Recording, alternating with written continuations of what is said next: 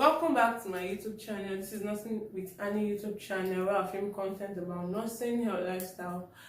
So you're welcome back to the channel. On today's tutorial, I'll be talking about pressure sores. You might be hearing pressure sores as a nursing student, but you don't really know what pressure sore is, or maybe they've been teaching about pressure sore, or you've been reading about pressure sore, but still you have not really understood what it means. I will be simplifying it for you on this tutorial video. So today we'll be talking about pressure sore.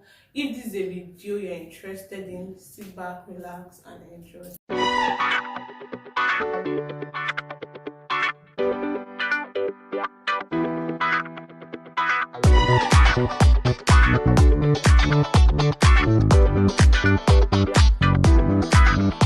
So you're welcome back. Like I said, we'll be talking about pressure sore. First of all, what is pressure sore? What do you understand by pressure sores?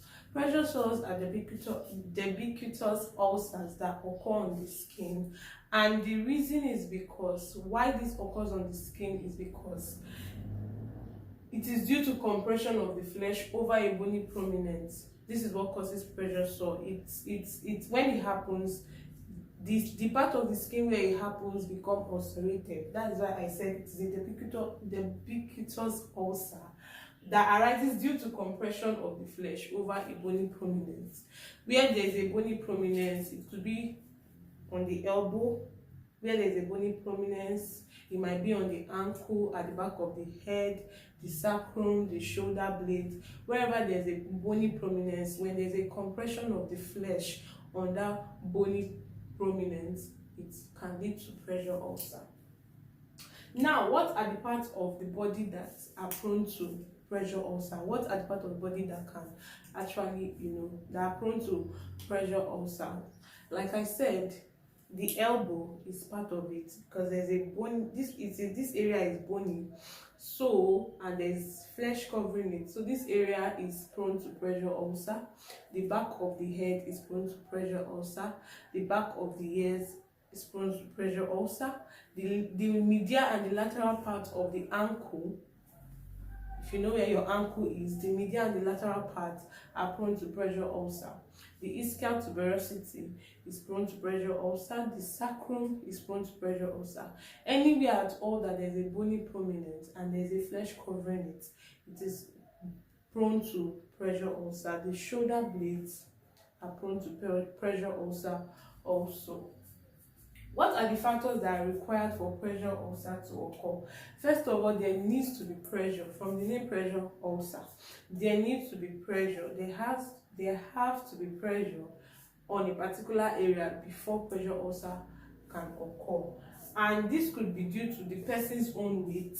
Yes, a person's weight can actually make the person have pressure ulcer.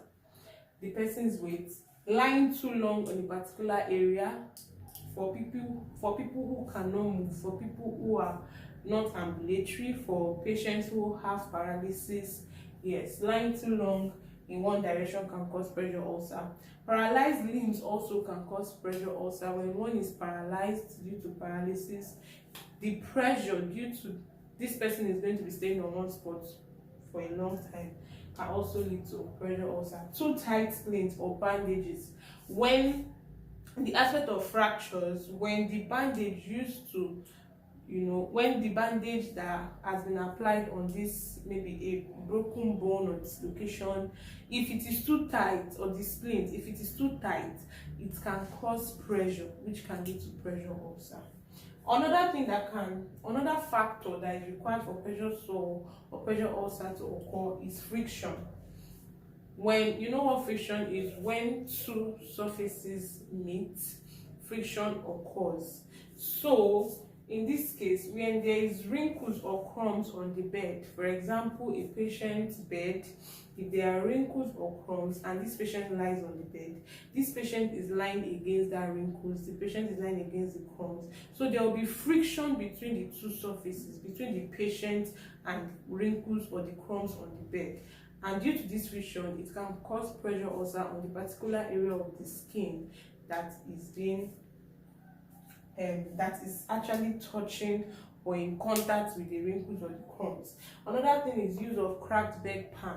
When a patient uses a cracked bedpan often, because this bedpan is cracked and then the patient is using it, the contact, there will be friction between the bedpan, the cracked bedpan, and the patient's skin. Also, rough bed making can also cause this friction that can lead to pressure ulcer. When a patient's bed is not made very well, it is always rough, because of the two surfaces in contact, it can also lead to pressure sore. Now, another is moisture. Moisture in the sense that if a patient is always against a wet surface, for example, the patient's soil linings, maybe a patient who is suffering incontinence and is always, peeing on his or herself, and this patient lining is not always changed, it can cause pressure ulcer. Yeah. Now, what are like I said, these ones are the factors that are required. They have to be present for pressure ulcer to occur, which includes pressure, friction, moisture. These three things have to be present for you to say, okay, it can lead to pressure ulcer, or for pressure ulcer to occur. These three things has to be present. Now, what are the predisposing factors? What can actually make one suffer from pressure ulcer? What can one be exposed to that can actually make the person suffer pressure ulcer? We have poor nutritional status. Poor nutritional status in the sense that when a patient or a person is not feeding well, it can lead to pressure ulcer. When certain nutrients are missing in a patient's diet, it can cause malnutrition. Especially nutrients that help the skin.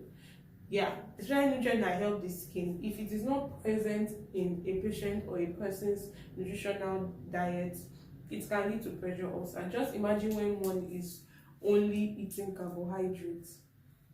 You can imagine how the person will be. Or when one is only eating proteins, you can imagine how the person would be. So if this patient does not have a proper nutritional diet, it can lead to pressure ulcer. Now, diabetes mellitus, like we all know, diabetes mellitus actually leads to decreased skin turgor. Decreased skin turgor, whereby this patient's skin or a person's skin has lost its elasticity.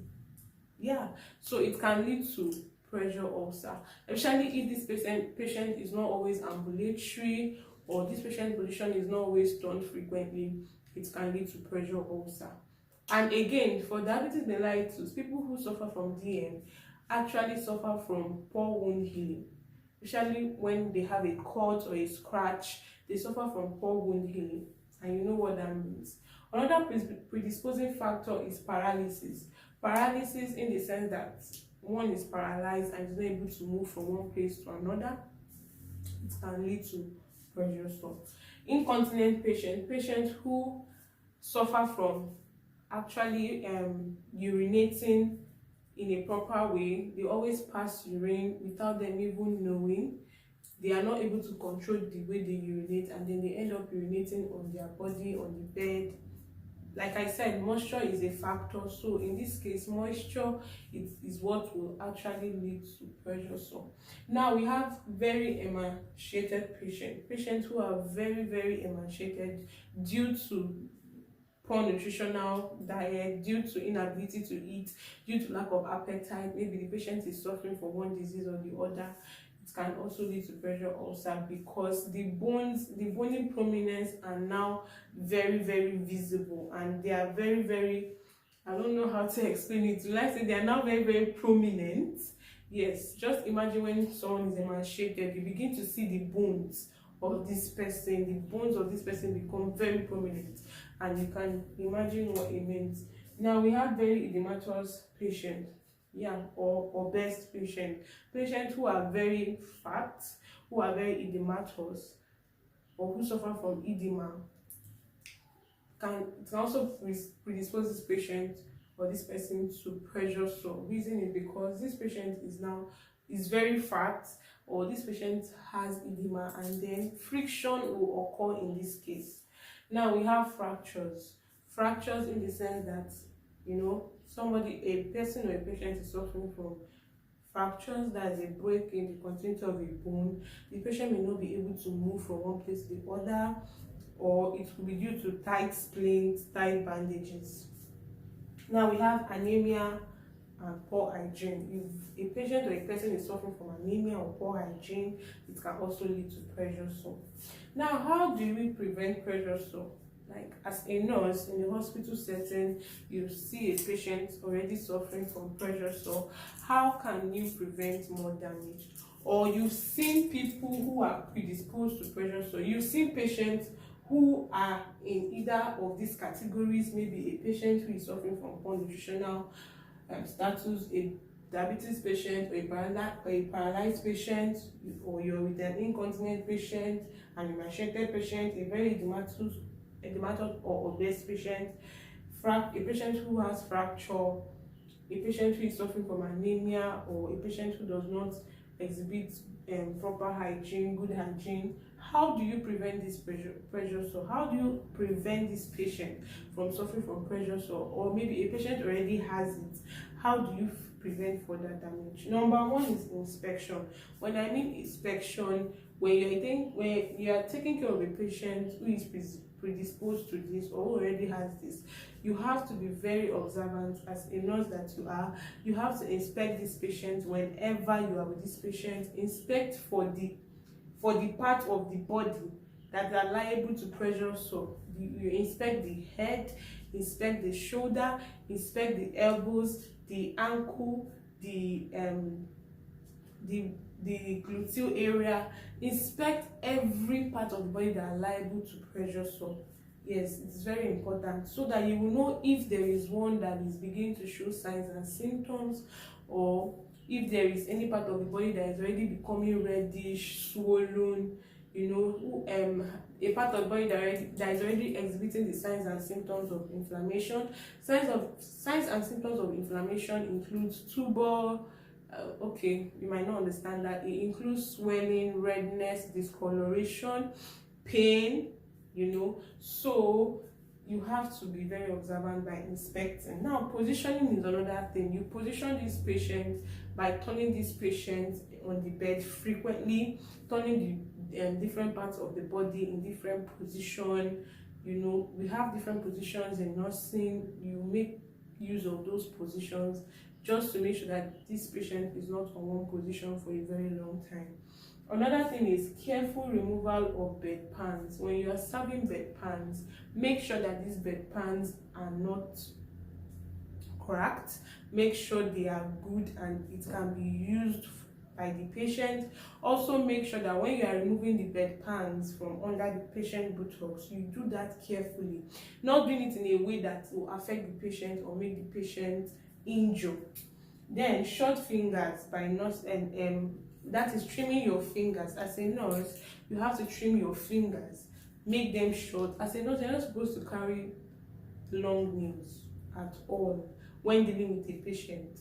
You have to trim your nails, make them short, so as not to injure this patient when carrying out you. You can prevent pressure sore is by keeping the skin dry, especially for incontinent patients. When it comes to incontinent patients, always observe this patient. Know when they have urinated on their body, know when they are soiled, know when they've passed feces out, so as to be able to help them change their linings. Because when their linings is not changed, they continue to sleep on these linings, and then because of moisture, pressure sore starts to develop. So you have to be able to change patient lining, keep the patient dry, keep the patient clean, carry out bed bathing when necessary, carry out proper hygiene for this patient. Now, we also have use of bed appliances. When it comes to bed appliances, there are different kinds of bed appliances. We have the air bed, we have the air ring, we have the fracture board, we have the mattresses, we have the bed cradle, we have sandbags. You can make use of these bed appliances just to keep this patient comfortable, just to make this patient feel good while on bed, just to make this patient feel comfortable. You can make use of air bed when it comes to patients who suffer from fracture, who suffer from incontinence, who already has pressure sores, they need appliances like airbed, that is to help alleviate the pressure. Yes, water bed also can help the patient. Sandbags for fractured patients can also help. Yeah, so all those bed appliances. Another thing is nutrition. You have to monitor the nutrition of this patient, know how this patient feels, especially for patients who are emaciated or patients who has poor nutritional status. You have to monitor this patient's nutrition, know how the patient feeds, know the kind of food the patient feeds on, know the nutrients this food contains so as to help the patient. Now you also have exercise through hygiene.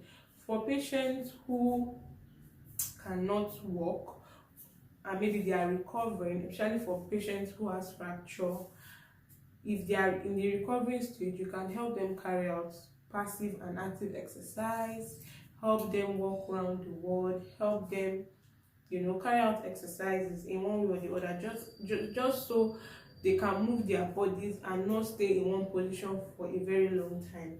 Also, hygiene help patients to maintain proper hygiene. As a nurse, you help the patient maintain proper hygiene, help the patient clean up when necessary, change patient lining, you help change patient lining, change the patient beddings. Yeah. Also, another is when making the patient bed, make sure to remove every crumbs on the bed. Make sure to arrange the bed very well. There should be no wrinkles. Make use of good linens or proper linens for the patient. That is basically the things to do when it comes to pressure sore and how you can prevent it. Make sure you turn this patient frequently. It can be 2 hourly, it can be 4 hourly, depending. And as you do all these things, make sure to document so as to know the frequency of turnings or positioning. Also, another thing is when giving injections, make sure to rotate the sites. Make sure to rotate sides when giving injection to patients who are predisposed to pressure sore. It is also very important. So I have come to the end of this video. I hope to learn one or two concerning pressure sores. When you are asked in exam what is pressure sore, you can actually say something about it. When you are asked what are the parts of the body that are prone to pressure sore, you can actually say something about it. When you are asked factors that are responsible or that are required for pressure sore to occur, you can be able to mention friction, moisture, pressure. When you are asked for the predisposing factors of pressure sore, you can be able to give them. And when you are asked how you can prevent pressure sores as a nurse, you can be able to list them. Thank you for staying up to this moment. Thank you for watching this video. If you like this video, give it a thumbs up. If you're not subscribed, the subscribe button is below. Hit the subscribe button and welcome to the family. Comments, drop your comments if you have any. Share this video to someone who might need it, and I'll see you.